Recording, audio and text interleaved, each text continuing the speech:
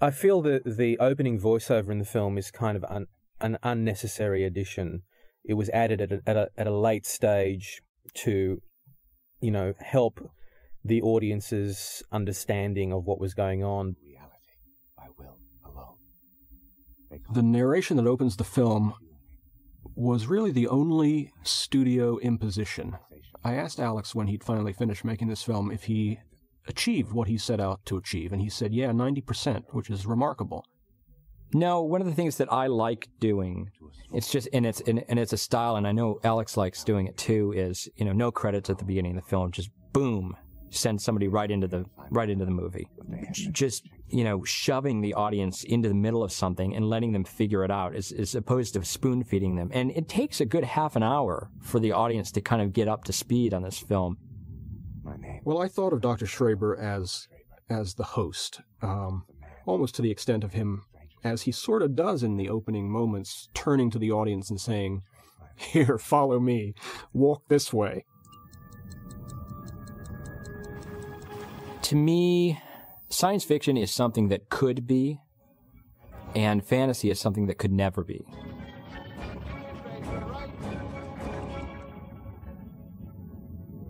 This is a combination of miniatures and full-size sets. This whole sequence was a very elaborate blend of elements: actor shot against blue screen, live action elements, miniatures, and the odd CGI extension of sets to create this landscape. Obviously, one of the very first things we did design, again, 3 years prior to the movie, was obviously the world itself. You got to start somewhere, and what a better place to start than creating the whole planet from scratch. So once Alex was very firm on trying to get the idea of a dish, some sort of a tray. It's like a platform. It's almost like a surgical table where people are studied. The spiral, as it's in the film, is representative of the strangers. It's their symbol. I mean, if I elaborate too much, it starts to sound pretentious. But it's there is a meaning to me, and hopefully people will get its meaning if that's what they're looking for. I'm Roger Ebert of the Chicago Sun-Times and Siskel and Ebert, and on this track you're going to be hearing the voices of Alex Proyas, who directed Daurq Schity, Dariusz Wolski, the director of photography, Lim Dobbs and David Goyer, who are the screenwriters, and Patrick Tatopoulos, who is the production designer. And as they speak, I will occasionally break in to tell you who you're listening to so you can tell the voices apart. Alex Proyas, the director. He's born in the beginning of the movie, and he comes into the world as a child does. He's naked, and that was kind of very important for me, that he woke up in a bathtub rather than on a bed or somewhere where he would have clothes on. So that actually was a very important element to the beginning of the film. Basically, the line is this kind of sort of myth that's created in films, and I think it's essentially again it's coming from a theatrical concept rather than a cinematic one, which is that we present a scene from a certain viewpoint, and that's how we stay on that viewpoint for the entire scene so as not to disturb the audience. And to me, I often end up shooting it from two completely opposing angles, which is a very unconventional thing to do.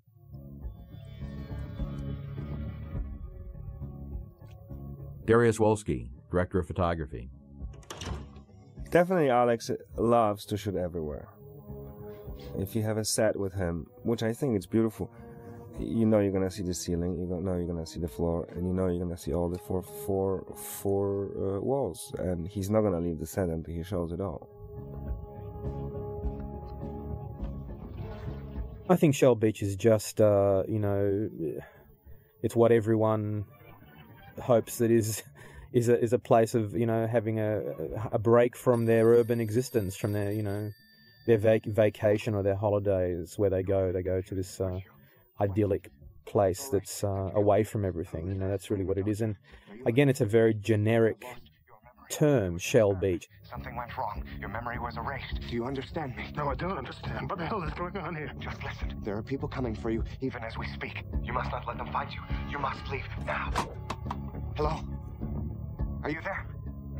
The original idea came from me wanting to I guess, combine, a hard-boiled detective story with the science fiction genre. And just out of my desire to want to create a film involving those two very opposed styles of film. And, you know, the whole thing of dreams, I guess, was inspired these strangers in the movie. I literally dreamt these characters pretty much the way they appear in the movie. That's really, I guess, where the dream influence came in. You know. Lim Dobbs, co-screenwriter. Alex, I think one reason he wanted to work with a writer was that he wanted to work with an American writer, because he is more interested in film noir than I think I am, and he certainly wanted to have a kind of anachronistic feeling to a lot of this movie. And one of the things he did deliberately, specifically ask me to do, was fill the script with Americanisms, period Americanisms, that would sound a little odd to people now. Patrick Tatopoulos, production designer. The thing is, I stepped in much more like a conceptual designer than a production designer in a picture, which when Alex had no production going at that point, wanted me to sort of come up with some concept design for the movie. I believe he wanted me to be in charge of the underworld and basically all that planet and upper city look. When I'm talking about upper city, I got to be very careful also. We're talking about the overall feel of the city. We're not talking about detail work, which George got obviously very involved in there. I'm talking about what the planet feels, what the look of the city, the feel for the city. That's what we really did early on. 5 minutes ago. Sleep now. When the marimba rhythms start to play. Jennifer really is, to me, the sort of epitome of that 40s femme fatale. She really has an extraordinary presence, which I just found intriguing, and there's a sadness to her. There's again, a whole lot of stuff going on. Because to me, that is very important about all these characters, is there's this sort of inner life going on that is not necessarily conveyed because they're kind of frightened to convey it. And again, Jennifer seemed like, to me, struck me as being someone who could convey this sort of inner world of turmoil without necessarily saying it up front.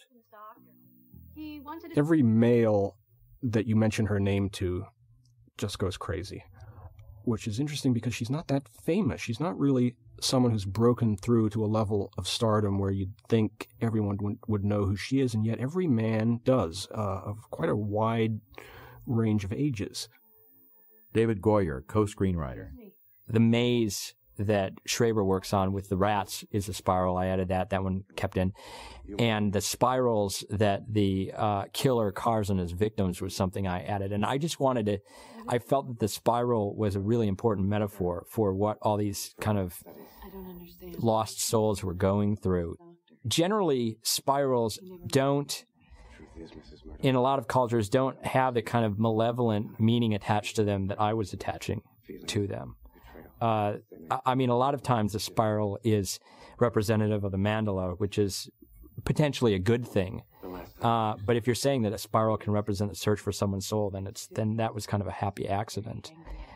I was definitely imbuing the spiral with a much more malevolent sense of symbolism.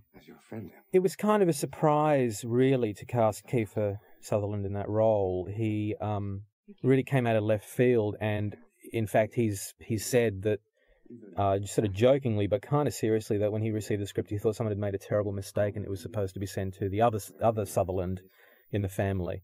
But to me, it was intriguing because he was younger, and I certainly had conceived of that role as being a much older guy. But I found it kind of more tragic to have someone young in that position, because he's totally under the thumb of these strangers. Rufus's character is free. He's not playing a role. He is emoting, as a person would in that scenario.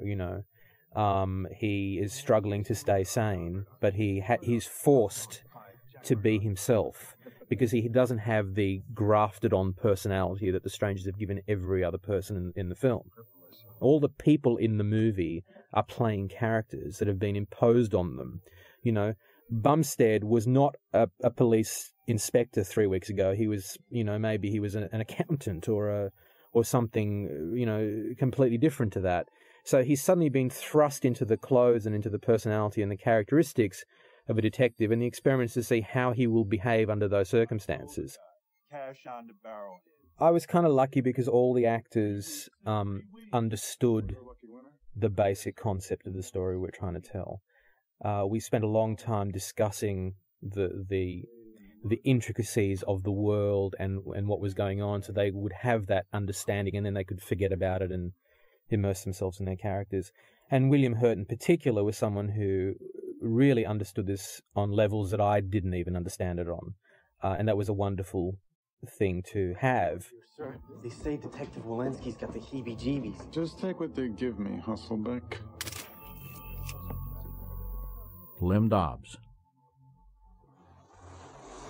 I also put in the movie The Automat, which seemed to give us the best of both worlds. It's something from an older America that people remember as part of urban life in big cities in America that doesn't exist anymore, and that now seems futuristic and like a science fiction thing almost. And I do like the Automat scene. I like the fact that the first thing you see is that poor, lone, anonymous man just taking a banana out of its little window on a plate, a banana on a plate, and you think, oh my God, what life is this guy leading? What memories did they give him? Expect me to remember? Darius Wolski. The diner is lit like purposely very, very bright. Just to, when something is really dark, it should be dark. When it's bright, it's really exaggerated. It's like, I had a hard time. It's like, Alex, it's going to be too flat. This is too much. And then we were timing the movie. We were like, this will make it even brighter. It's like, because the timer, of course, they always want to make everything nice and even so it matches. And we just actually made it even brighter. So it's like, because that's what happens, if you at night walk around, you look at something, you have to squint your eyes. Go on, get out of here.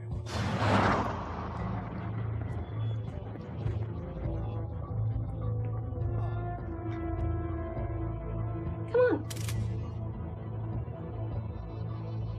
What's that make so far? It seems to me that most of the editing work was concentrated most intensely on the first half hour. I think the first half hour seems to me to be a little bit jumpy, a little quicker than it needs to be, because of the need to explain a lot and ground the audience so that you can then allow the story to move at a slower pace.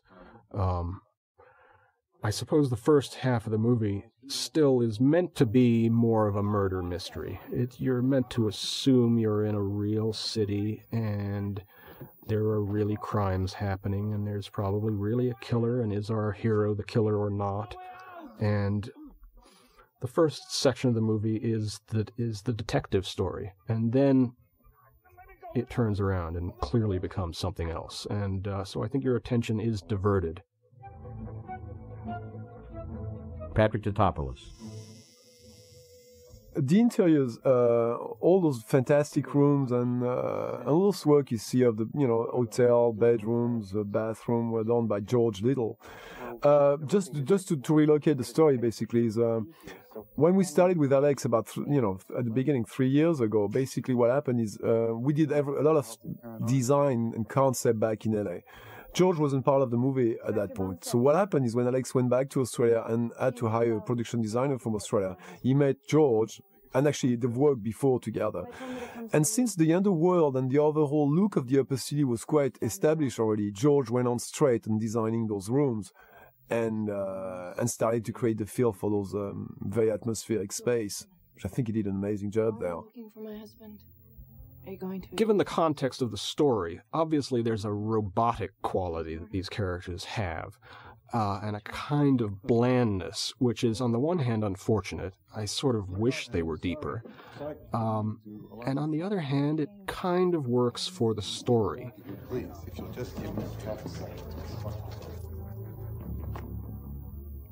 In the original script, the prostitute character, May, was an Asian prostitute, and I think I objected to that again on familiar grounds. It seemed like a stereotype, it seemed like a cliche, that we'd seen it before. But probably more importantly, if she was Asian, you'd think, well, that would lead to questions about the greater sense of world or humanity that these people have been given by the strangers. So I think probably for the best a decision was made to achieve a kind of uniformity. And the strangers are oddballs, you know, they have this aversion to water. Maybe they have an aversion to females. I suppose you could read a misogynistic element to this film, which certainly never occurred to me while I was working on it, but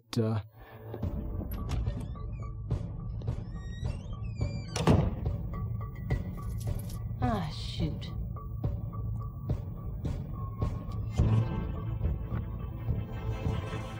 Everything is very generic in the city. It's there's very little, you know, advertising in the city.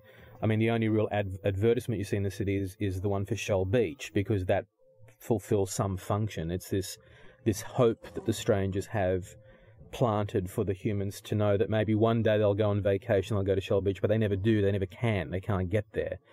So everything fulfilled a function. Everything in the city was put there by the strangers to fulfill an aspect of the experiment. I think the strangers are essentially, you know, the puppet masters, as I call them. They are, you know, the phantom figures that maybe are controlling things. Because I certainly do think there is a certain amount of control of people's lives in this, you know, day and age. And I just happen to visualize them in this particularly bizarre fashion. I suppose the strangers in the initial drafts by Alex, the way he had visualized them was that they were insects living in the skulls of human corpses that they have managed to resurrect, which is why they're pale, because they're actually dead bodies walking around, being controlled from the empty skulls by these insects. And I objected to that, I remember, in my first notes to him, in my first discussions. I thought the idea of aliens being insects was something we'd seen before, and personally, I found it disgusting. In the scene on the billboard where Murdoch fights them, and one of their heads gets crushed, in the initial version, an insect crawls out of the crushed head, and Murdoch crushes it under his foot. And I thought, this is just disgusting. You know, it's from a Cronenberg movie. It doesn't belong here. I always knew I wanted the strangers to live underground. It just seemed like they were these sort of nocturnal, sort of, you know, creatures that lived in the sort of sewers or lived in the, you know, in the foundations of buildings. We have seen it with our own eyes. On occasion, the imprinting does not take. They behave erratically when they awaken. The lighting of the strangers. Lost children. The whole thing happened basically from... It was a collaboration of Alex talking to Patrick Tadopoulos, who drew all the sets, and then I stepped in, and while Patrick was drawing, we were just trying to find the best look for that.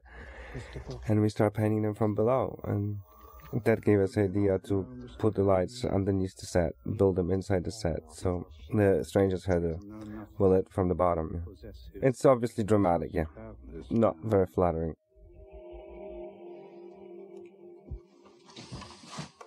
In this particular scene, again, there is a tension created out of how people are expected to react and how they're really reacting. And, you know, when you look at her, examine her character in that particular scene for a moment, which is, you know, I'm trying to think back to how we actually rehearsed the scene and what we discussed. But her husband disappeared 3 weeks earlier. They have had a huge fight. They have, you know, their relationship has been falling apart for a year now, so they're really going to divorce, you know. There was some you know, fight or argument, and he fled the house, and she hasn't heard a thing from him for 3 weeks. During that 3 weeks, now she's being told by a detective that he is being accused of being a serial killer. Now, look at that scene for a moment and think about the fact that, you know, everything that she's thinking about is based on her fabricated memories. This whole concept of him being a serial killer, of the argument they had, of the relationship they had, is a fabricated memory. What she's actually experiencing in that scene as a person is someone who is not behaving like that. And she's actually meeting John Murdoch for the very first time in reality. David Goyer. Strangers represent, I suppose, what we could become if we lost our souls. You know how uncomfortable we Alex Proyas. Moisture. The whole concept of mixing different shot sizes from close-ups to wide shots is that I feel that sometimes you can tell a great deal about a moment from pulling back and away from it and observing the way people are standing, or observing how they are relating to each other in terms of how far away they're standing from each other and how they're moving, how it's about body language and how people can be tense or relaxed or whatever. And a lot of the times you don't see that in close-ups. You know, I think that an actor's body is as important as their face. And again, I like to jump back, and it also gives the film a slightly observational quality, which I think works for the story. When you jump back to a wide shot, you suddenly go, whose perspective is this? Why have we suddenly pulled back? You know, why are we watching this scene from a distance, you know? Most films, they establish something in a wide shot, show you where everything is, and then jump in for close-ups and leave it at that, whereas to me it's nice to pull back occasionally and again create a feeling of unease. Rufus was really someone whose work I was aware of, and he struck me as a very exciting, you know, new talent, I guess. And it was kind of important for me to cast someone in that role who we didn't necessarily know, who wasn't, you know, a name or a face that we were familiar with. And it sounds a little silly, but you know, sometimes you get these little thoughts in your mind as a director, and that is if he's someone who doesn't know who he is, and we kind of know who he is, it kind of just doesn't seem to work. There was something about Rufus's face and his eyes and the way he could convey emotions, just with those details, that made it very powerful for me. When you arrived in? The cop, he dropped me off here. I didn't know he was still here. John! Hold it right there. Originally, the film did place much more of an emphasis on the Bumstead character, the one played by William Hurt. But over the years, and I think all told it's been something like 8 years that the script's been bouncing around, it gradually kind of gravitated more and more towards Murdoch, Rufus Sewell's character. I don't even know if they're not even... I mean, I see the core group being John Murdoch, Bumstead, and Emma. They are the core trio. And to me, you know, Bumstead, John, and Emma are three aspects of the same character. You know, Murdoch is the sort of, you know, the gut level emotive reaction. Emma is the heart, and Bumstead is the intellect, is the mind, is the rational mind. And that's the way I always related to them. Darius Wolski. Everything is extremely stylish. So my approach to the whole thing was just, let's light it in the most, it might sound funny, but it's absolutely true. Let's light it like in the most like naturalistic way. So what I've used on the streets, we built practical lights, which of course shapes of it is very stylized and that kind of fits the whole look of the movie, but sources were actually sodium vapor lights, which you use right now on every street. So they have this kind of yellowish green look. So all of a sudden you have something which, like, if you take a still camera, shoot it on the street, it'll look exactly like our streets in this very extremely stylized movie. That's funny. I can't see. I like the notion that you follow individual characters and then they meet up at some point. I think it's sort of a nice structure that you get to know, to whatever extent you do, these separate characters following their own separate destinies or paths of inquiry. And then they do meet each other. It's almost like at that point what you hope you've realized is a kind of sense of old friends finding each other, or a kind of sense that the audience is introducing people to each other who haven't met before, like you might do with friends who don't know each other. Inspector, judging personalities happens to be my business. Well, maybe you could give me a few pointers. Certainly. Let's take you, for instance. You are a fastidious man, driven, consumed by details. I would say you're Daurq Wolski. rather lonely. There was actually another person I should mention, and that's a very important person in this film, was Patrick Todopoulos, who shares the credit as a production designer, but his major strength is that he's just phenomenal illustrator. So he spent a lot of times with Alex just talking, and he basically can just sit down and draw. And then I came into the thing, and I saw the drawings, and I said, God, this film is impossible to make. Because drawings were so elaborate and so beautiful. Nevertheless, sitting with, and then you have to build those sets, which is logistically very difficult, and then you'll have to light them because you know you'll have to shoot everywhere, and you have to shoot fast. So what was great sitting with Patrick is that, Patrick, when he draws, he understands light. He knows, because he has a painterly way of drawing.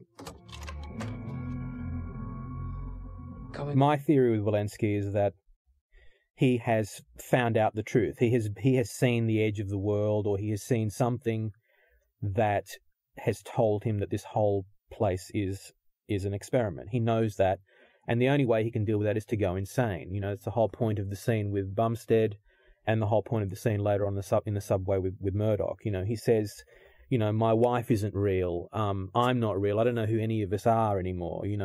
He realizes that he's the guinea pig in an experiment, but he can't quite work out why that's the case. He just knows that's the case. So his only way of dealing with that is to go stark raving mad. Now, a lot of people have said, well, why haven't the strangers stopped that? Why haven't they suppressed that character and gone, well, he knows too much, he's found out the truth, let's remove him from the experiment, imprint him with another personality, and we'll continue quite happily. Well, my theory is that that's also part of an experiment, is for a human being to understand the big picture, to see what's actually going on, and how they react to that is knowledge that the strangers actually need. They thirst for that. So it's part of the experiment. None of it seems real. It's like I've just been dreaming this life, and when I finally wake up, I'll be somebody else. Somebody totally different. Like, this is a perfect scene, this scene when Wolanski is placed. I mean, it was truly lit with one practical. And actually, there's one frame when you can see this practical burning because we put such a strong bulb in there. And you put this practical, you establish the wide shot, and all you do is just try to, when you get closer, you just bring the source, which basically complements a little bit, but very simply. When Rufus comes under the streetlight, he's completely top-lit. When he goes too far, you don't see him. But that's what would happen if you were, if you were in reality, That's how it's lit, Except we're so used to reality being movie reality, when everyone lights everybody with muslins and beautiful soft bounce light. So on TV, when everything is lit flat, so all of a sudden we think that that's reality. That's TV. That's bad aesthetics.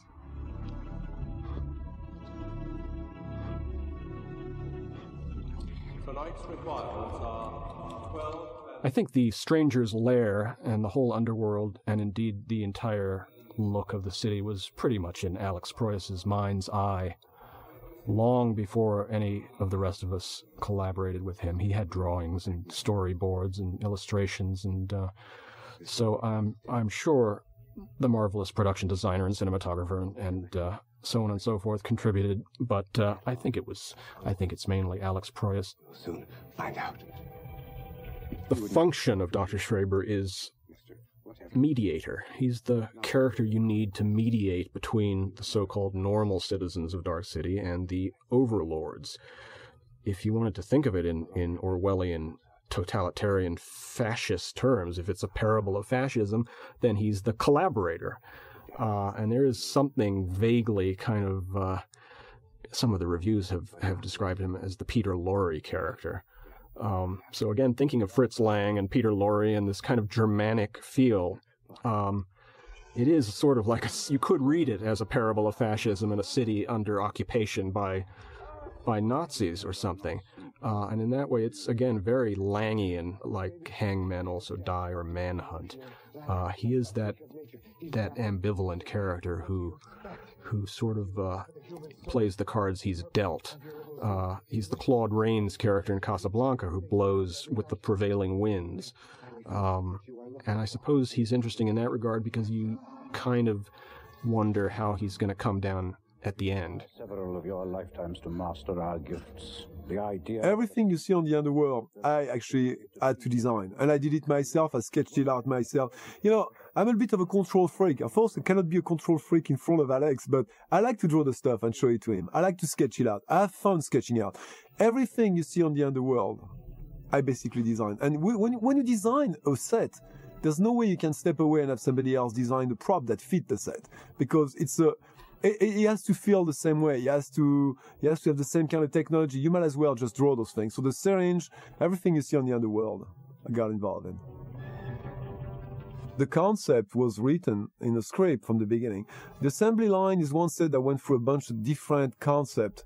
It was one of the last sets that we built, and we made sure that we had enough money to just take care of it. So basically, it was a big recycle set. The only thing that was created specifically for that set was the actual main table in the middle.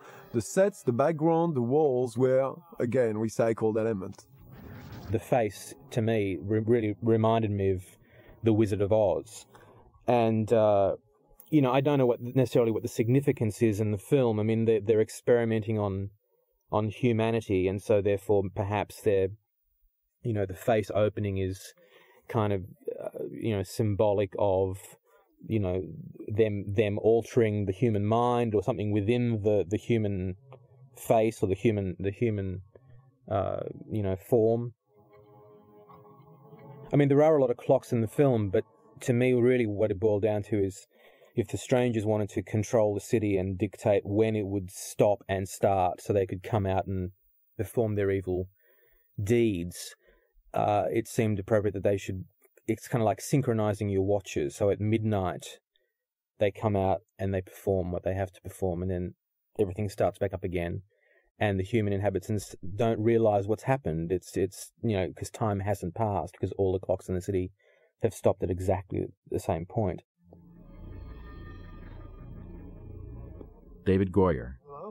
It's a movie about sleepwalkers, and it's a movie about people who aren't paying attention. And the humans they're just individuals. There is no community, because those bonds don't form. Every night they're broken again and rearranged by the strangers, and everybody's just sleepwalking, and they're not thinking about things, and they're not thinking about their lives. So again, that's Murdoch's function, is to wake them up and inspire them and get them to love one another. I don't want to say that, but the tuning is not a metaphor. The idea of changing things with your mind is a fascinating one. I mean, it's the ultimate technology, isn't it? You can alter things at will. It's kind of like, it's technological magic, really, is what it is. And I really believe that one day we'll be able to do it, in fact. I think I thought of the word tuning, and we you know, we battled with that for a little while. Lem actually thought of the word the occasion, which I always thought was very amusing. My job was to design the vortex itself, and my design didn't stop where the set stopped. It carried on to the upper world. We knew from the very beginning on the concept that the set would have to be limited to a certain height. You know, we have a space, you have a technical aspect that we couldn't go any further. Now, one of the things that I was really appreciative from Alex is creating the vortex, the core of the city growing. We actually build it. Now, at one point, that core, which is a pure build, which was about, 30 feet tall, became a CGI element. But the thing is, you sold it as a real thing. Sometimes CG gives you this kind of, you know, fake look that not necessarily what we're looking for. At least all his action had a background, which was the vortex turning, and it gave motion to the set all the time. The visual effects company were basically a small company in Sydney who scaled up for this particular project. It seems that these days it's not so much the companies, it's the projects. People will fly in to anywhere in the world if there's an interesting project going on, and it boils down to the specific individuals who run the computers that can create these wonderful images. Our biggest problem on this film was, I don't want to say a wrong number, but we had like about 52 sets or 55 sets to shoot in 80 days, less than 80 days. Just logistic to be able to build them, pre-light them, shoot them, strike them. It's something which is like just really, really, really difficult to do.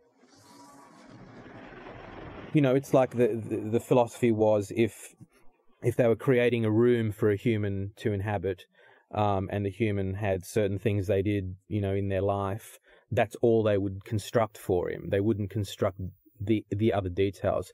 If there was 2 or 3 books that the person wanted to read, that's all that would be on the bookshelf. There wouldn't be a whole library of things for him to read. So that whole philosophy really dictated the look of the film. Jeremy, Sylvia. Well, with my love of Orwell, who I keep mentioning, this little moment here with the Goodwin family is, I suppose, another little nod to Orwell and his interest in the class system. The line, "The rich get richer, you'll probably have maids' quarters before the night is through." It sort of speaks to a kind of pathetic human dream, I suppose, to have more money, and that this kind of low-life family is transformed overnight into a patrician family with these columns and skylights suddenly appearing. And I suppose it's really just a joke. I think it's a kind of funny sequence and rather Python-esque. And the humor of the film, as far as I'm concerned, having grown up in England, it's very English humor. And I think, again, England and Australia are quite similar in terms of their humor.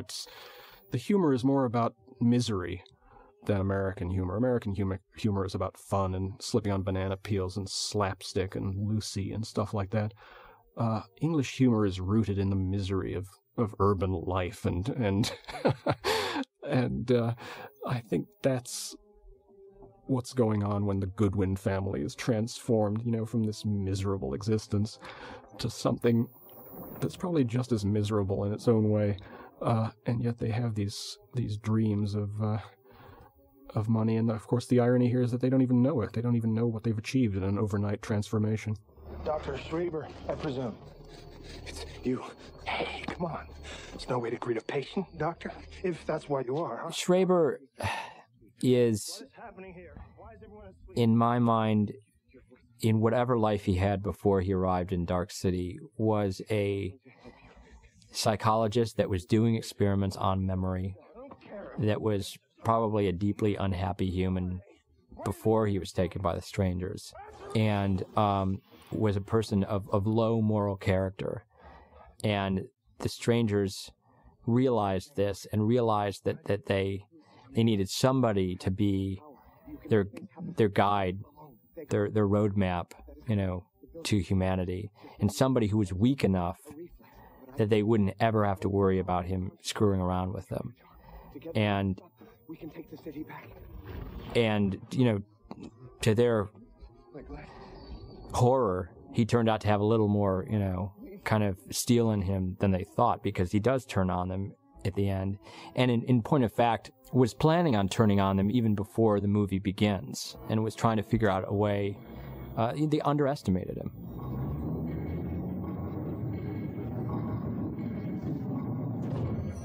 I mean, the reason we mix eras in terms of the settings and the clothes and the dialogue and the cars in the film is because the strangers have basically fabricated this entire world out of memories. They've taken human memories and they've mixed them all up, and they've taken elements and they've mixed those together and given them to a particular person to experience as his or her memories. And so to me it felt very appropriate that there should be this sort of constant mixture of eras, so you felt you were in the 40s for a moment and people were talking like they were in the 40s, but then suddenly there was something that seemed out of context. There was an automobile out of the 70s that drives through shot or something like that. And it just, again, it seemed to add to the craziness of the situation, but it also was there for that very specific reason, which is, the city is made from stolen memories. Richard O'Brien's character says that at one point in the movie. So it seemed to reinforce that concept to me. Both the songs that Emma sings are slightly incongruous in the era, because she's dressed up like a 40s lounge singer and she's got the sort of accoutrements of that, but the songs she's singing are one is from the late 50s and one is from the mid 60s, I think. Mid to late 60s, in fact. So again, they're incongruous, and again, it's going back to this mixing of eras. Tonight's experiment should be conducted in the following locations. The first subject should be imprinted here on Avenue M. Daurq Wolski. There is a problem. Of course, we wanted to distinguish Underworld, so we changed this yellow-green palette into the blue-green palette, which I felt might be very interesting. But again, the blue-green palette is also taken from reality because it's the color of your lighting in the supermarket. If you take the camera, go to the supermarket, take a picture. The people won't be lit from below, but they'll just look exactly blue-green like strangers. So it doesn't come from some like majorly invented philosophy. It's just taking what's in our real life and just putting it into this very stylized piece. Everywhere he goes, everyone he seeks out will be known to us. And as he follows the clues, so shall we. Patrick Tatopoulos. I won't tell you that I had influence on this, but I think if it brings you close to something, it would be more the Leonardo da Vinci model, which is again the stereotype of the perfect man, which completely fit what the strangers are looking for. You know what I'm saying? So it would be more that kind of aspect that I was trying to develop. In my subconscious, I wasn't really thinking. It's very hard to remember. It's amazing actually how short a time has to pass before you really don't remember who came up with what. Which I suppose is the point of the movie. Are we more than the sum of our memories? So certainly the strangers were fully formed as far as I remember in Alex's initial vision of the film. It seems to me that I emphasized and worked on the character of Mr. Hand becoming Murdoch when Mr. Hand is imprinted with the memories that Dr. Schreiber failed to imprint in Murdoch at the beginning. I think I was interested in this idea of what happens when one of these strangers starts to feel human feelings and desires. For me, the strangers represent fate. I suppose the two prevailing strands of human inquiry and religion and philosophy are the fates versus individual will. What controls our destinies? Do we, or does something greater? So the strangers, I suppose, represent the fates here, controlling the lives of these citizens. And it's even debatable, really, whether they're malign fates or not. I mean, they could just as well be benign. You got a problem, pal? You live in a city, and in between every crack of the wall, you see the underworld. You're living on the 5th floor of a building, there's a crack, and you have the feeling that there's something in the wall, there's something on the ground, there's something everywhere. And that becomes a shadow. It's the shadow of those three-dimensional beings. But they feel like shadow. They're black on dark blue, black on dark brown, and they actually become shadow. If you look at them, they're so dark that they become shadow. So we didn't go too far away from that. We're looking for John. I happen to have known a lot about serial killers because I had done a couple of projects with serial killers. I mean, it's not a serial killer movie, but the idea was that by proxy, the murderer that Murdoch was supposed to be was getting revenge at his wife. The quest for Shell Beach. I think all of this is very autobiographical for Alex, and even the underground, the subway system, it's less of a New York feel, I think, than a Sydney or a London underground feeling. She knows nothing, Mr. Hand. A dead end, yes, Mr. Wall. We thought his imprint would allow us to track him, yes, but instead... I have a certain sort of reserve when it comes to depicting alien creatures, because I think that no matter how well you do it, it's always potentially hokey. So it's always important for me to have, human actors portray these characters. I think there's no special effect is going to live up to Richard O'Brien. I would remember. What is the human soul? What makes us who we are? Is it the sum of our memories or not? They're concerned that it might not be the sum of our memories because they've got our memories and they can't seem to achieve what we have. And the scenario that they came up with was, this was a disturbed man in an unhappy marriage who his wife had had an affair, and what he was doing as a way to get back at this woman was sleeping with prostitutes. I'll change. Excuse me, how do I get to the end of the line? You want the express?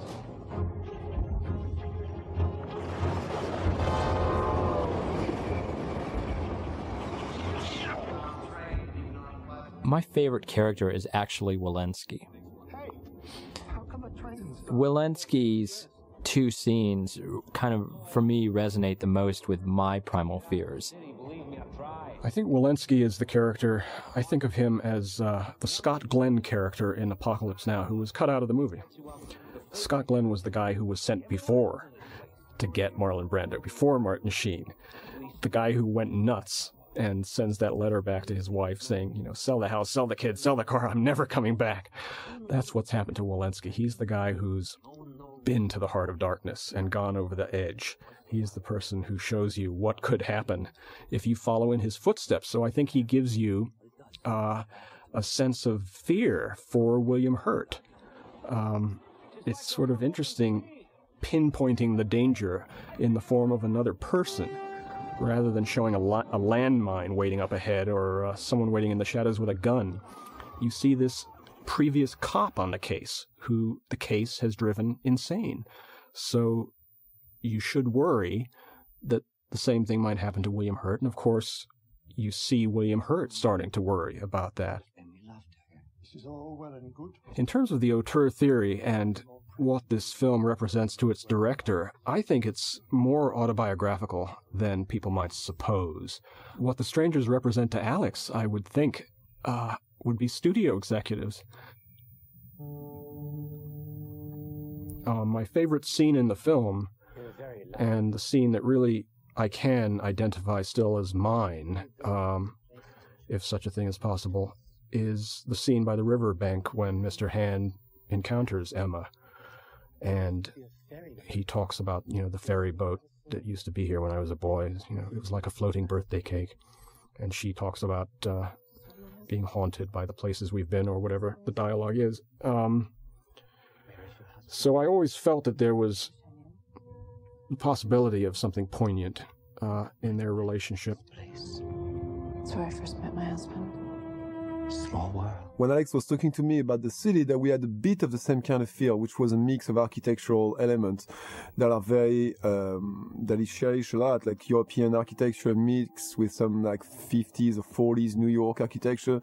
There's not truly one element that's clearly from the country, but everything together makes everybody recognize a portion of it. I mean, everybody feels familiar with some aspect of it. Clearly, after he laid out the story for me, he made even more sense. Those strangers were creating a world for humans, and that world had to have a bunch of different fields, so people would react differently, so they could study human that way. So it really completely made sense. Neptune's Kingdom is really based on this amusement park called Luna Park in Sydney, Australia, which I used to go to as a child, and it still exists, but it's unfortunately sort of fallen into neglect. But it actually, the face at the front of this particular set here is basically directly taken from Luna Park, and this interior, with the fish tanks, was a specific. I hesitate to call it a ride. It was kind of a sideshow at this amusement park where you could kind of visit the undersea kingdom, and it was very hokey. It was just a bunch of fish tanks and fish and. But for a child, it had this wonderfully evocative feeling to it. So I guess I just wanted to rebuild it so I could actually walk around it on the set, and I got to do that, which was enjoyable.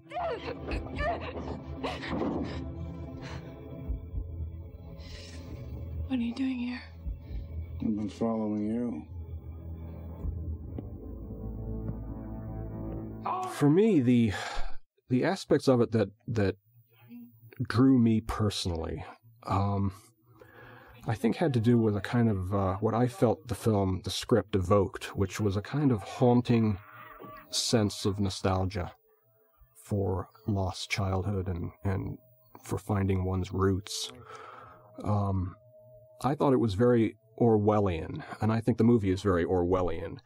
Not in the way that you'd immediately suppose. I don't mean in terms of a prophetic vision of a totalitarian future or anything like that. I'm not particularly thinking of 1984. What I think Orwell really was obsessed with and wrote about constantly, I think his theme was nostalgia and this kind of longing for home and a less urban world that he remembered. And in fact, he took his name, Orwell, from a river in England, the River Orwell. That's how he came by his pseudonym. And I felt that Daurq Schity had that kind of quality. It is about a man searching for his childhood and his childhood home, Shell Beach, and this kind of water imagery. And of course, the other 20th century literary figure that I thought of besides Orwell was Rod Serling. People have remarked that it has a Twilight Zone quality, this film. And again, I don't think of it in terms of science fiction Twilight Zone, but in terms of Rod Serling's interest in his boyhood and an American past that he felt had been lost. And when you ask people what their absolute favorite episodes of the Twilight Zone were, quite often they tend to be those stories that Rod Serling wrote about angst-ridden modern man, kind of depressed advertising executives in urban situations who go back to some idyllic Eden-like garden that they remember from their youth, some small town, or they try to retreat to the past. And it's those aspects of Daurq Schity that I felt were inherent in the script that I read by Alex and that I tried to emphasize and bring out a little bit more in my work on the film. In this particular instance, Bumstead and Emma kind of really, again, connect and talk about, William Hurt's character opens up and says something that he hasn't told anyone ever, because it's a real sort of chink in his reality there. There is something intrinsically important to his character that he can't specifically remember happening, which is his mother giving him this accordion. And for him to admit that to someone for the first time is an incredibly important moment for his character, and that's really the point at which he allows this alternate reality to start flooding in, and he starts to accept it, and he starts to accept the possibilities of something being completely wrong. What's happening, Inspector? I guess there's a moment of relaxing the tension just a little bit. I don't think the tension ever completely dissipates, because there's, again, even in this scene with John Murdoch's uncle, it starts out like a kind of quaint little scene of him seeing slides that maybe will give him some insight into his childhood, but he rapidly learns that they're not real. There's something wrong here as well. They create this world where, your childhood was about sunny memories, and it's just it's a real sort of stretch of logic, but it does work, because as we sit here in this room recording this, dialogue, who knows whether we actually did experience daytime earlier on today, or whether that was just a false memory. You don't know. So to me, that's what this is all about: is this constant game that's being played by the strangers on people, and so they have the audacity to show us sunny memories when the sun doesn't even exist, but somehow they get away with it.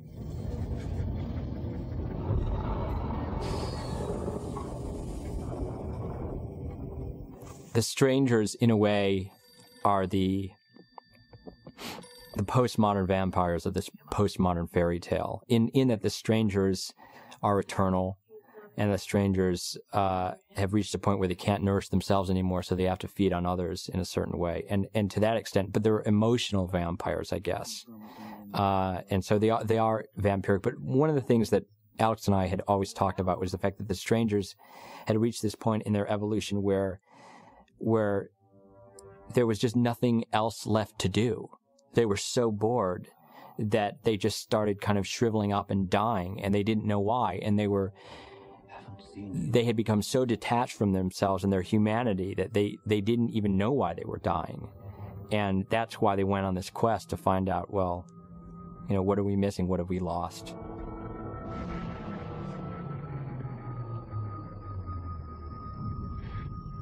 That's a typical shot that was drawn 3 years prior to the movie. We have artwork that can show that. Basically, those guys flying in the city. I had a shot of Murdoch flying in the city that way. And that's another shot that was, again, established a long time ago. Why Murdoch? At that time, the script was slightly different, and I just felt it was nice to have Murdoch flying in there. But the concept remained, and that's, again, one of the shots that was done last. I mean, I have very It's frustrating because I'm like, I still have like a very simple way of thinking. If I see something, I can like it or not. And a lot of times when you do effects, you just don't see that thing. The great thing about working with Alex is that Alex is gonna be there later on, and his aesthetics are just great. So he's gonna make it work. He's gonna really make it work. So it's kind of a trust. It's frustration, but it's a trust. That's what it ends up being. What I try to do, I try to light everything. I try to not compromise my lighting for effects, and because a lot of times when you do effects, it's getting much better. Technology is much better, but still, like 3-4 years ago, certain effects, a lot of people were just compromising lighting to make sure that the effect will work. So all of a sudden, you need a perfect effect, but the whole scene as a whole thing looked pretty artificial and so, but thank God to technology right now, we can just go and light it the way we want it, and the green screen, we can always pull the mat, and all those technical things somehow happen. I try to make them match me, instead of me matching them, and that's what The ocean is running along the way. I like European comic books, I guess, more than the sort of Marvel comics, superhero comics. I was a big fan of French comic artists, but that really happened at a much later stage. I think more in my sort of mid to late teens. I think I discovered that whole area. I guess I liked Heavy Metal. It was a sort of monthly magazine, I think, which had a lot of the European artists. Moebius in particular, I was a big fan of, and in fact, I used to love Moebius, and I used to try and sort of mimic his drawing style. Because he had such a clean way of representing figures, and such a bizarre imagination. What I loved about him in particular, and I guess the French comic artists generally, is that it seemed like they kind of created their stories as they drew them. So the images and the ideas were sort of intrinsically interwoven. And it just created this wonderful sort of dreamlike logic, and I found it very inspiring. I also think it's a great it translated really well into like a cinematic style.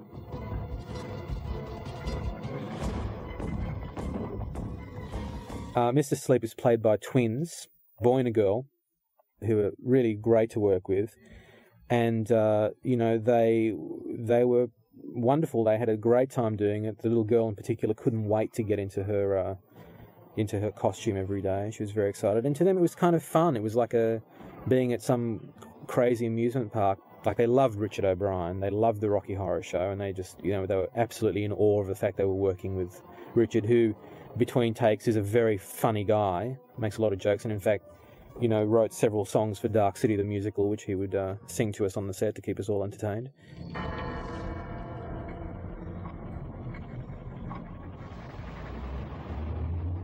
I prefer, the use of special effects to be, part of the whole.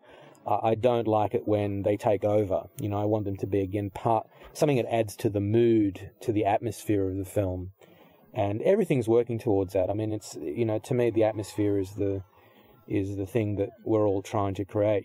From the acting to the lighting to the sets, it's all working towards creating a mood and an emotion for the audience.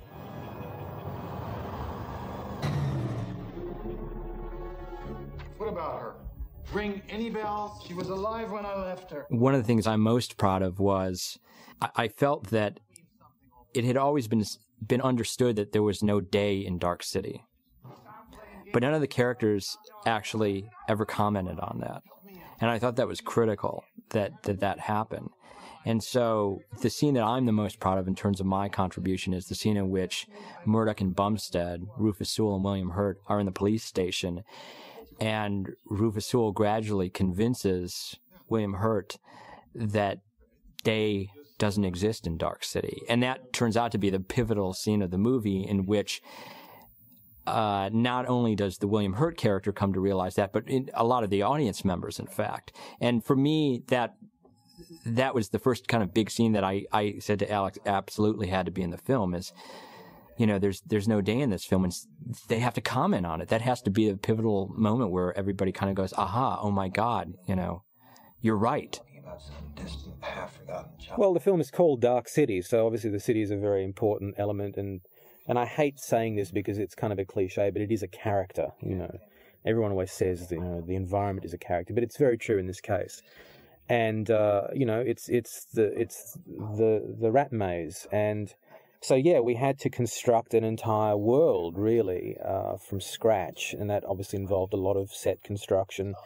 To me, the most interesting aspects of it was not so much the big grand sets such as the underworld and the big streetscapes. It was more the smaller sets, which like room interiors. Everything was constructed in the film. There isn't a single location in the movie. And the reason I wanted to do that is because a lot of the interior spaces, though they were quite small sets, we got to really play with angles, kind of distort things, you know, make walls kind of like lean in a slightly odd direction, make ceilings kind of, you know, off skew, off angle. And all of that was kind of designed to, you know, psychologically affect the audience. This moment with the two of them facing each other with the glass and the telephones, it never occurred to me until this moment, but it is, of course, the famous scene from Pickpocket that Paul Schrader ripped off for the end of American Gigolo as well. But I suppose, again, it's a kind of archetypical scene, the man and the woman, and the barrier between them. But in this case, the man has a way of taking the barrier away. It was last night in our apartment. Oh, I've seen scenes where the man and the woman are you know, on either side of the wall, kind of. But that scene, the way that Alex filmed that is just beautiful. It's all in that slow motion, and it shatters, and there's, you know, the music swells, and he kisses her, and it's a really effective moment. And I had no idea that it was going to be so affecting, you know, before when it was just in the script form. I mean, I love that. I actually love that whole scene when, you know, when he's trying to convince her that none of that had ever happened, the affair, or none of the distance between them. But she says, but I remember it all, and I remember loving you. How can you fake that? You can't fake love. And then she has that tear, and that's kind of the moment where I really think we are more than the sum of our memories. Just on some gut instinct, he's got this genetic feeling for this woman, and she has the same for him, and that's the thing that kind of keeps him grounded, you know, for the rest of the film. Well, the characters are archetypal, basically because that's the function they're playing in the city. I mean, the strangers are kind of demented scriptwriters. That's what they're doing. They're creating this world, and they're peopling it with characters, and they're experimenting on those configurations of characters, which is kind of what you do as a filmmaker. So to a certain extent, they have cast it in a fairly stereotypical fashion. And to me, the fun of that is when you see those characters who've been thrust into those roles, they don't feel comfortable with that. I mean, that's kind of an aspect of this film that also intrigued me is, you know, these characters who are trapped in this sort of scenario.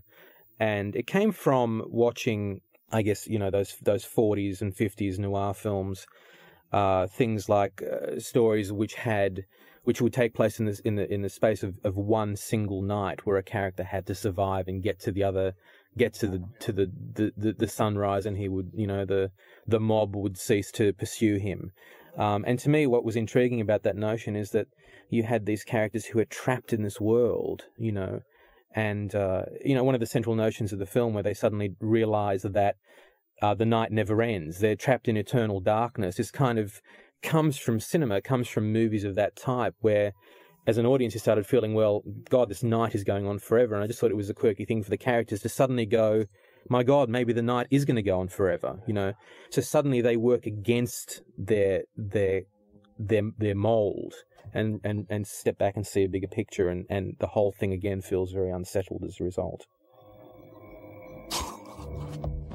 I think that if you are, you know, if you're fascinated by art, you know, by something beautiful or intriguing, interesting, you see everything, and then it just melts into like one part, and then it becomes your own, you know, interpretation of it.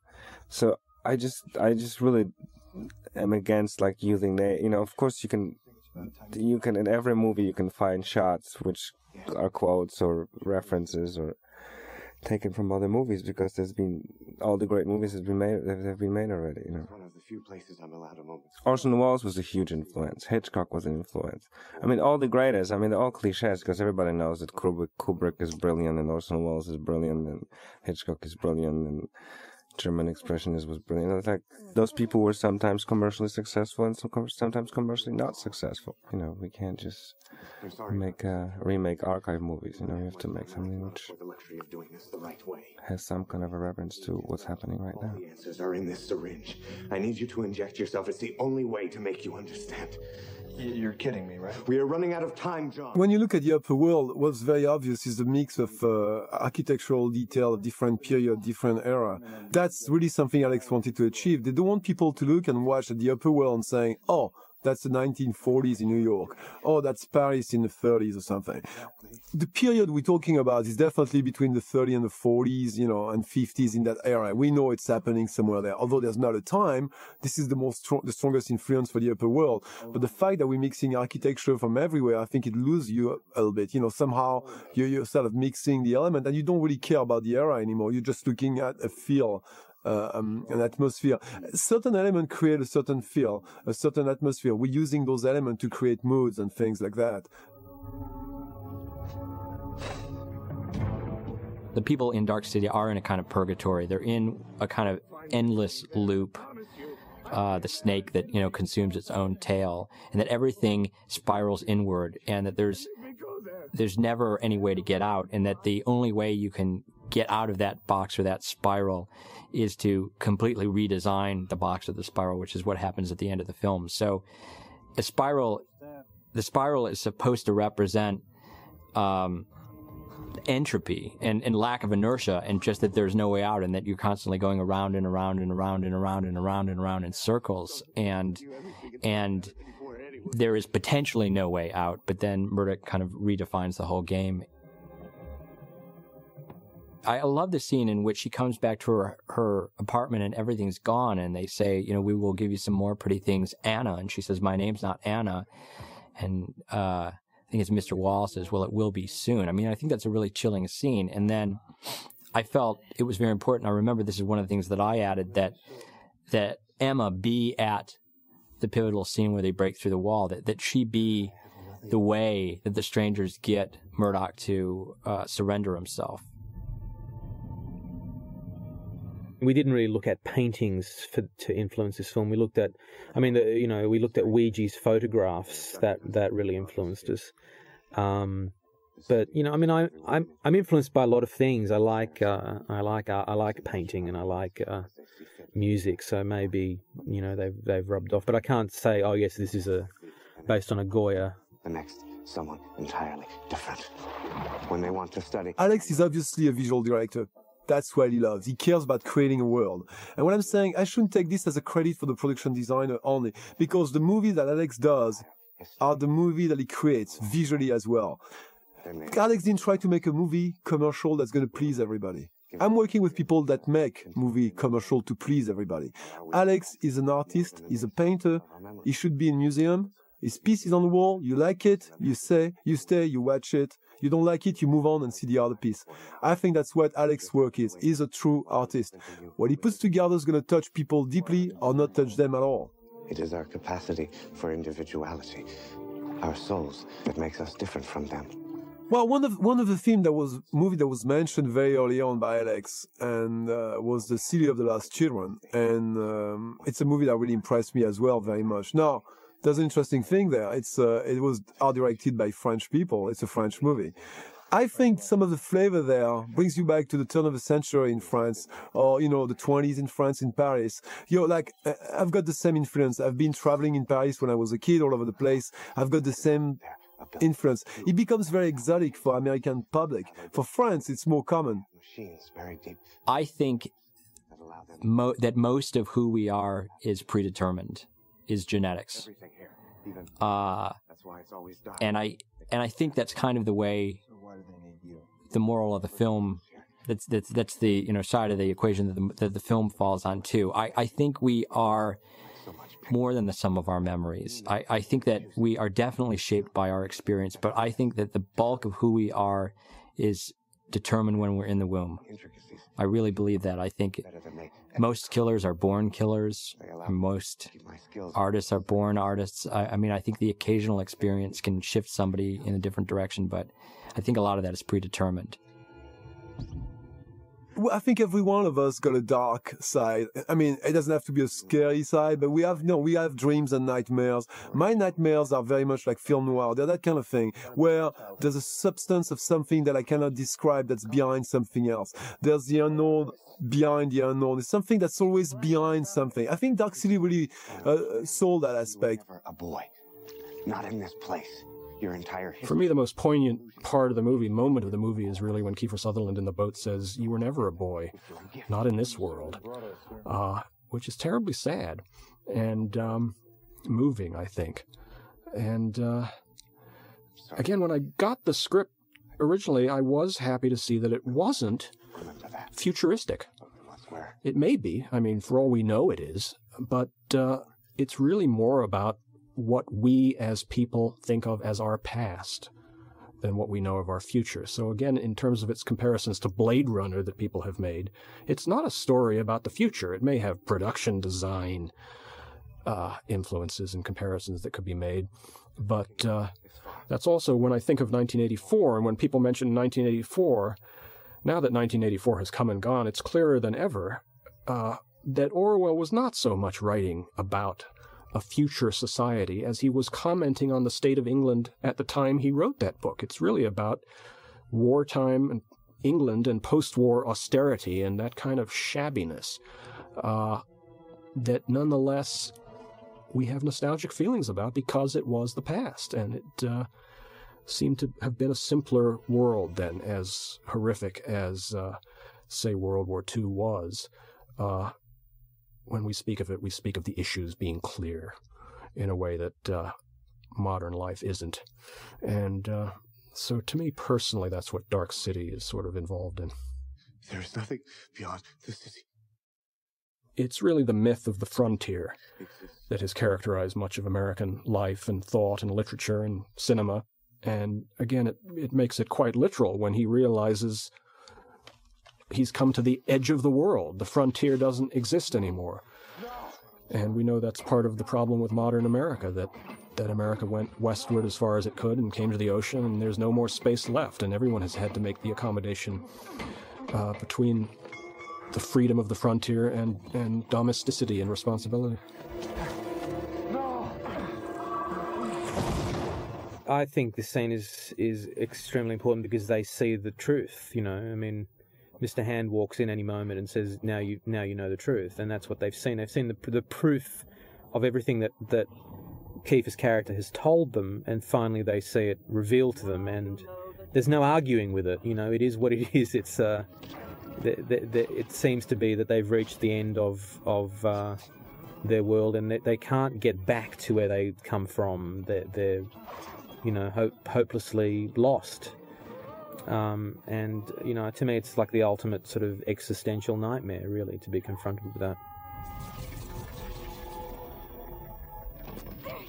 So I wanted this central core machine that you can see beneath the city, which is where the strangers live, and that's where they have the machinery that they use to create the altering buildings.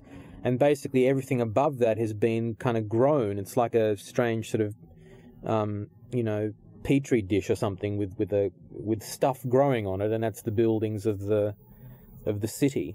It looks like a rat maze, or it could be like the flat Earth theory in practice. Here you've got this sealed environment, and everything is kept in because of this force field around it. What do I care?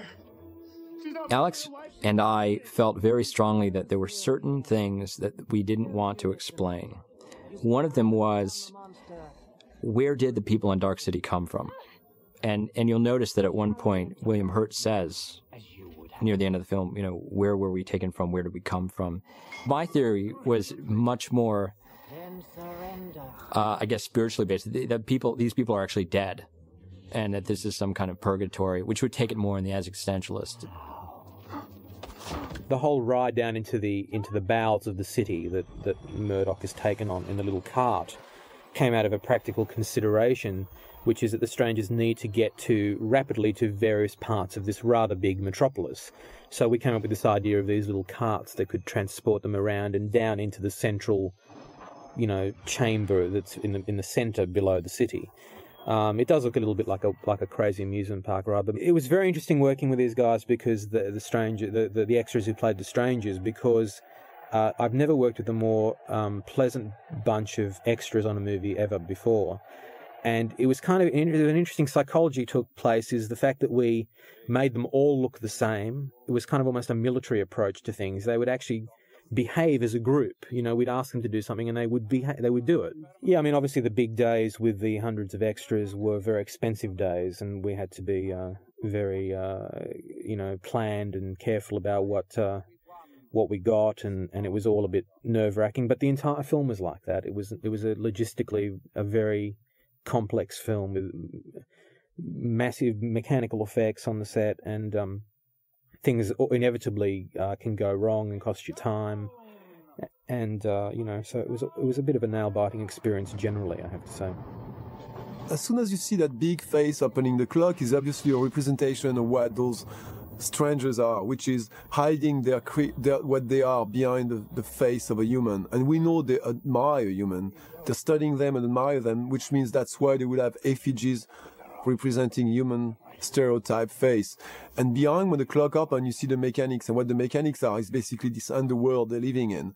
So it's already, as soon as you see the clock opening, it's basically telling you what this world is basically. Behind the shell, there's this real organic, rusted, dying world, basically. I would say my strongest influence for the underworld specifically was probably Nosferatu, for the shapes, the gothic feel, mixed with a very strong organic texture, and those simple shapes again. The film is not necessarily influenced by other films. I certainly, didn't want that to be the case. Visually, perhaps there are some influences. But what was most influential on the story, on the film that it is science fiction literature that I was a sort of voracious reader of when I was a kid. The memories in the film were treated digitally to create this bizarre sort of blurring of the outer edges and this rushing effect. So all the memories in the movie were treated in that way. Hi, Uncle Carl. Johnny. I think the moral of the story really is that we are the sum of our memories, that without memory, we're nothing. I think that's why people obviously are so terrified of Alzheimer's. If you lose your memories, you lose your life. Alex, I think, makes the distinction that we're more than the sum of our memories, which is something I hope he talks about on this disc. But to me, memory is almost everything, and that's the Orwellian point I keep harping on, that it's this constant journey back to the past and trying to recreate an idyllic past and an idealized past. There is a moment in this scene where perhaps you do think that, Murdoch's going to go power mad and become a bad guy or something, but to me that's kind of intriguing because the whole film seems to play with who the good guys are and who the bad guys are. The confrontation scene between John and Mr. Book. This scene was quite challenging because so much of it is done in post-production, and it required enormous confidence and patience from the actors to allow me to explain to them what was eventually going to happen, which on the set there was very little of this stuff actually occurring. A lot of it was done subsequently. So they really had to allow me to paint a picture for them, with words, and then hope to God that it actually worked in the end, The creator of a movie is the director. It's the director's vision. The people around it shouldn't... I don't consider myself as being a strong part of the art form of a movie. I'm translating the director's vision. At this point, most of the scampering strangers are actually stuntmen. I can't remember exactly how many we had, but we had literally dozens of bald stuntmen on wires being hurled left, right, and centre, and it was quite the scene of mayhem. I do feel, to some degree, that the climactic action here lets the movie down in certain ways. It does become a bit conventional, given the kind of heady themes and complexities that have been dealt with prior to this point. The bad guys grab the girl, the walls come tumbling down. I don't mind it. It's sort of fun, and again, you can say it's convention of these sorts of movies, and we are trying to make a movie that appeals to an audience in familiar ways. Inevitably, when you design a complex movie, there's that problem that classic detective stories have always had, and it's hard to beat, and that's why the great detective stories, I guess, do manage to find a way around it, which is you set up a very complex plot and mystery, and at the end you're forced to deliver the solution, which is why Hercule Poirot has to stand around, explaining what exactly happened all during the earlier parts of the story. I mean, my overall philosophy with this film was that I wanted a relentless orchestral score, and I wanted it for very specific reasons, which were kind of, the tension that I wanted to sustain through the movie, and I wanted it to be very dominant and kind of driving the thing forward constantly and not letting you down for a moment. Personally, I love that style of filmmaking. I think it's very exciting. That's really the reason.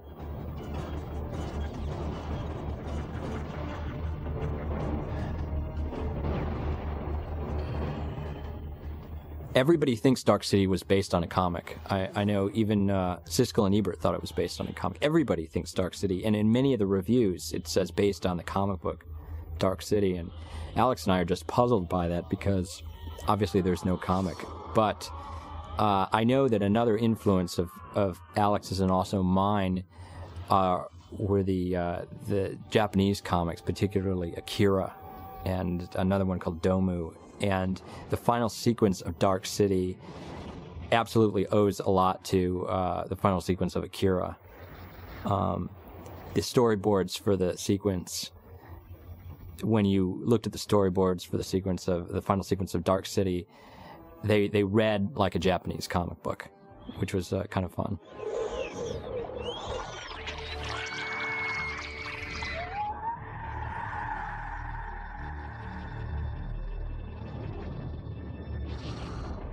He's given the memories, he's given the experience of someone who has been trained to use his abilities.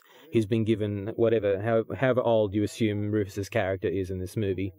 I don't know, 28 years of memory, of experience, of training, which is actually not a simple thing. It's actually, someone who is 28 years old, who's chosen to master a particular craft can be awfully good at it.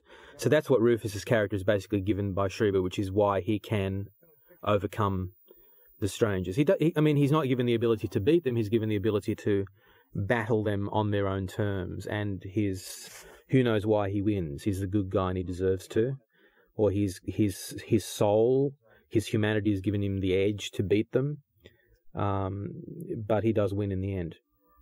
I certainly have a fondness for dreams, and I'm the sort of person who writes my own dreams down. I try and remember them because I think they're a wonderful source of concepts and thoughts, and if you do write your dreams down, you can read them over a series of a period of time, and you do pick up on certain recurring concepts that maybe give you some insight into who you are. I don't necessarily believe that psychiatrists can do that, because I really feel that often the language that dreams use are incredibly personal. But I think reading your own dreams over, sometimes you can get some, even if it's just a vague emotion about certain things that have happened to you in your life. I think that's a very valuable thing.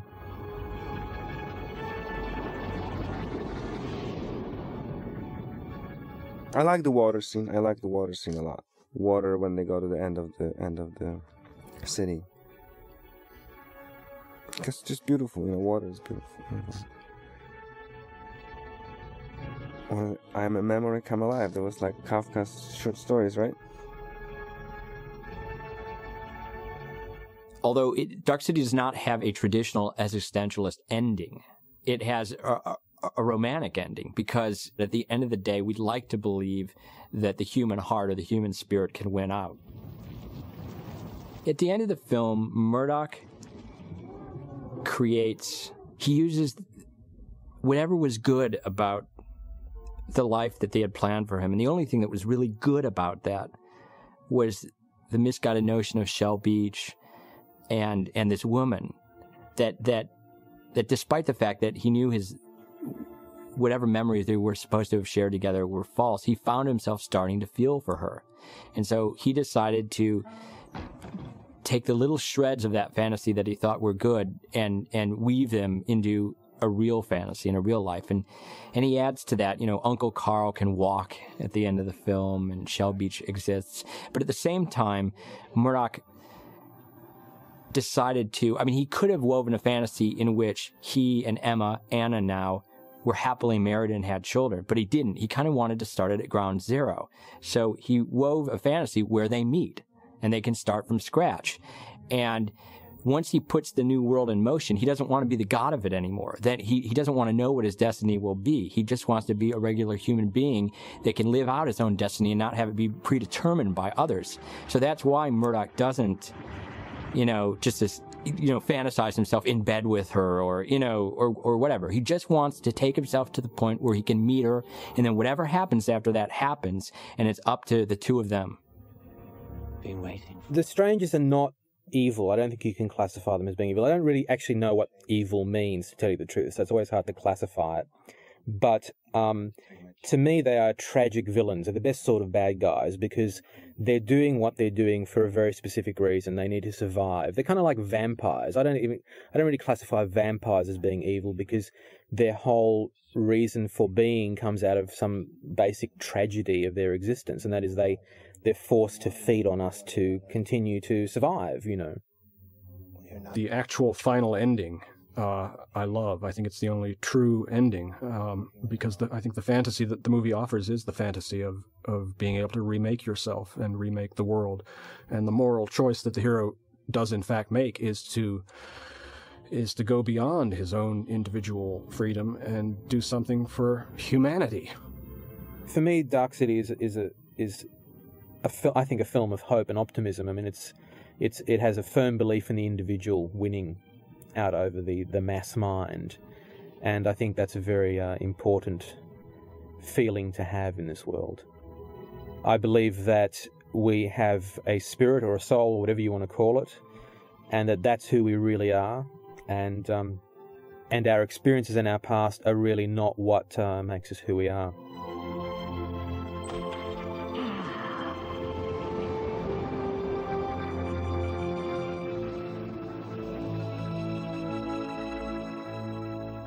My favorite scene is when light comes to Daurq Schity. I mean, I just think that's a beautiful sequence. The water and whatnot, that gets me every time.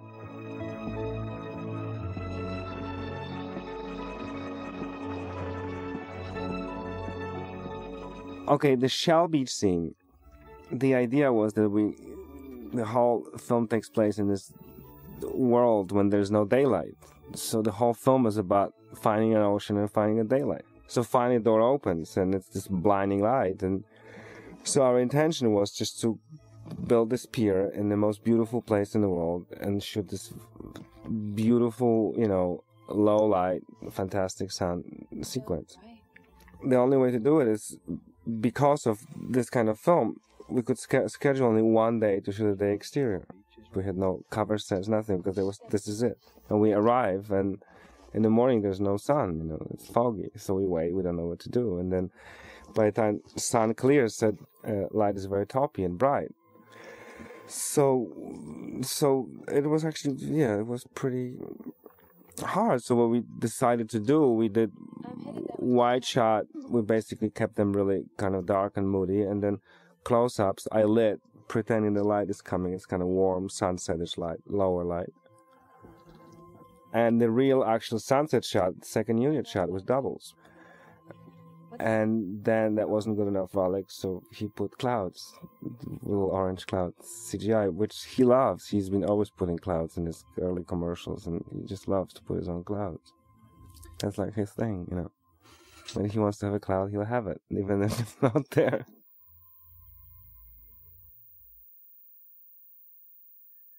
The title was always Daurq City. It was Alex's original title from the very beginning, and for all I know, the entire movie came to his mind because of the title, as these things often do. I always think of titles somehow out of the blue, and an entire movie suggests itself. So it was always Daurq City, and you'll notice at the start of the film, the first thing you see is the New Line logo, which says New Line Cinema, and underneath that, a Time Warner company. Time Warner acquired New Line and is the parent company, and Warner Brothers was releasing a film called Mad City. And Daurq City was at first scheduled to be released around the same time, and Warner Brothers, being the bigger kid on the block, said, well, you can't use Daurq City because we have this film Mad City, and it's one of our big guns. It's got Travolta, it's got Dustin Hoffman, and it'll cause confusion in the marketplace, so buzz off.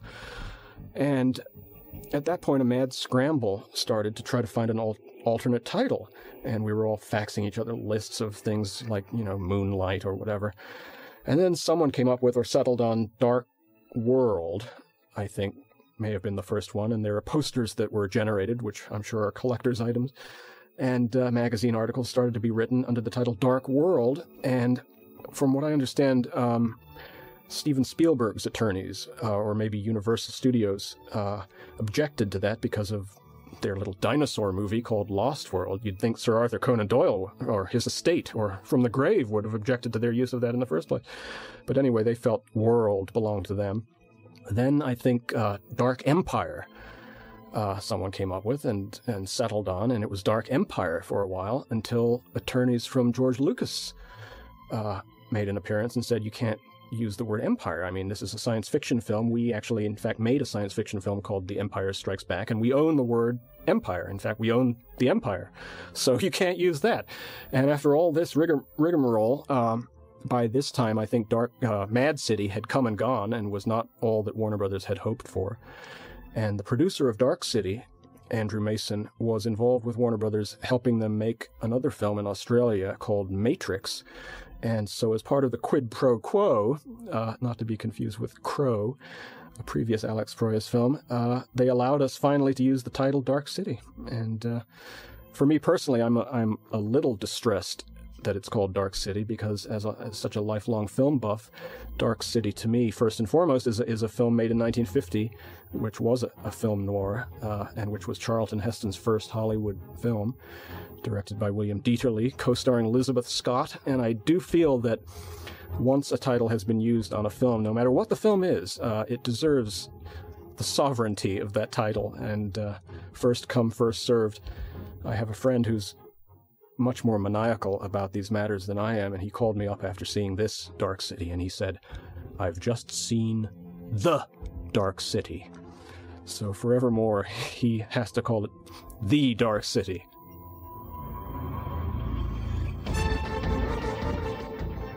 You know, Dennis Potter was a very renowned English writer who wrote many great BBC miniseries and series, and also the odd movie. The Singing Detective was a very famous work of his. At a very early stage in the development of the script, I sent it to Dennis Potter, hoping that we could collaborate on the screenplay. I'm a firm believer in if I'm the director of a film and also a writer on the film, I like to get the concept to a certain point and then work with a really great writer which is what eventually ended up happening, to help me, improve upon what I've done, and also to be able to step back objectively and be able to look at it as a director and stop being the writer. So Dennis Potter is someone that I've always admired, and he was someone that I thought would have been great to work with. We sent him the script, and he sent me back this wonderful letter saying that he felt this was one of the greatest scripts he'd ever read, and that no one should touch it, and it should be left the way it was. I mean, it's a great letter. It's something that maybe, I'll publish somewhere at some point. And I also think that at that time, I wasn't aware of it, but I think he was probably quite seriously ill already at that stage. And so I just felt he kind of blessed the film. He blessed the project and wished us well. So I really felt I should dedicate the film to him.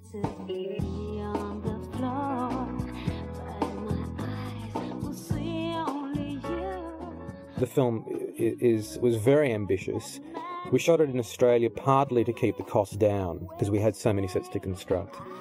And I don't think I could have made this film in Hollywood. I think it would have been fairly prohibitive cost-wise to do that. And it's you have to be clever still because you never have enough money to do what you want to do. In this instance, I certainly didn't have enough money to do what I wanted to do, but you find ways of making things work. I mean, it's down to making sets modular and being able to reuse elements, and to me, it's like I sort of try and see what the camera sees, or visualize things from the camera's perspective. And sometimes you don't need a wall in a set or an extra piece of set in terms of height because you're only going to be shooting things in a certain way. And I think it's very important that you only build what you see. The budget shall remain a mystery.